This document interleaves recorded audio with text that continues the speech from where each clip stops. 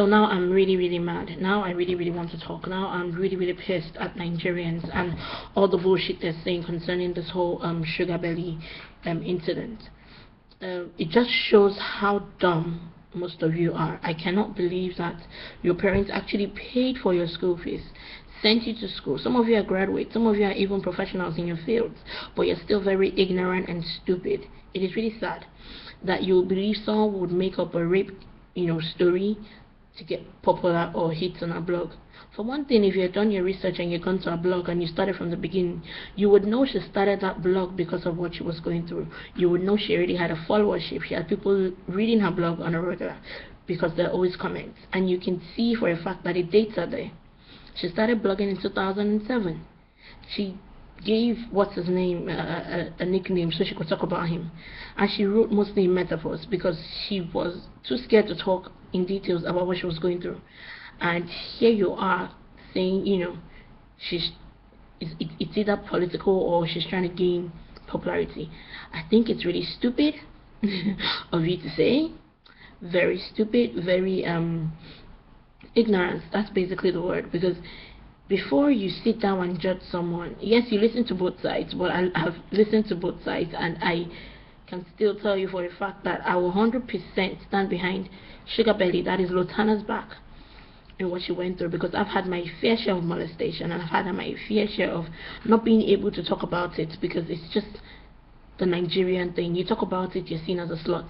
You're naturally open. You say things like you're just real, but you're seen as overly sexual and whatnot. So I think it's time for me to speak out. Like, I've not really gotten such accusations like Sugabelly, but I know what it means for you to talk, or to say that you're lying when in fact you know the truth. The interview I read on the guy, he did not say anything pointed or direct. He just kept wanting to harp on the fact that he's now an orphan so people can feel sorry for him. When he was asked the direct question, did you rape Lutana? He didn't say, no, I didn't rape Lutana. He said, how can I be a rapist? And I've had my fair share of dealing with liars, and I can tell you for a fact, it's always, the first thing for a liar to go on the defensive, as opposed to, just being open and honest. Why go on the defensive? This girl gave details about what happened. The emails that were released, if you go to her blog, the emails were talked about there. She even shared a chat they had. She didn't deny flirting with the friend. She actually wrote everything there. So before you crucify this girl and call her names, why don't you do your research? And talking from the perspective of someone who also writes, I always write about things I go through. I always write about how I feel, and people always have their opinions about it. I haven't been open about some personal things I've been through in my own life, but I can tell you for a fact that people do go through these things, and we just keep quiet about it. Even my parents don't know this. Maybe just like 2 or 3 people know this, but I was molested as a child in primary school by someone in my class who was 2 years older than all of us because he repeated or whatnot. And he was Igbo. I think it's one of the reasons why I've never been able to date an Igbo guy, because I just feel it's like a stigma. It's on my mind and it affects me a lot and whatnot. So now I can talk about it because that happened years back, and oh yes, it affected me in different ways, but I let it go. Now keep in mind, while this molestation was happening, it happened every day of the week. Monday to Friday I was being molested for almost the whole time. I would have been raped, if not because of the fact that the day he was going to have his way,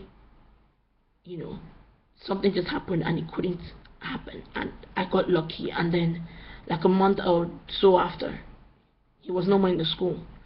Like, he just disappeared. So that means I was one of the victims. I don't know who else I went to primary school with that might have been victimized, but I never told my parents. I never told people. I never said anything about it because I was too young to comprehend what was going on. But every day I was being molested. Every day I was going back to that same seat. Every day I was going home in tears. But I never could talk about it. So what are you talking about? You're telling me she couldn't have been in a relationship with him? Are you kidding me? Do you know what it means for a young girl to fall in love with someone older than her?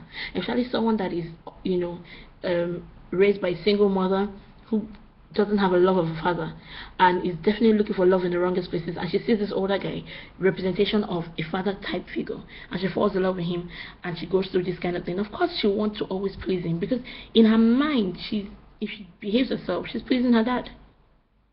You've heard about cases of daughters that have been raped by their fathers continuously, and these daughters never said anything out. How much more a boyfriend? Are you kidding me? And if you ask the daughters, you know, it's because of the love they had for their father and because they want to regain his respect and whatnot. She was lucky to get out of it and not spend years in that pain. She was lucky to move on. She was lucky to share it. So I feel you people that are insulting her are the stupid ones, because you have no idea what she's been through. Until you walk a mile in her shoe, shut the fuck up, or I will knock you out. And I mean it. I'm done.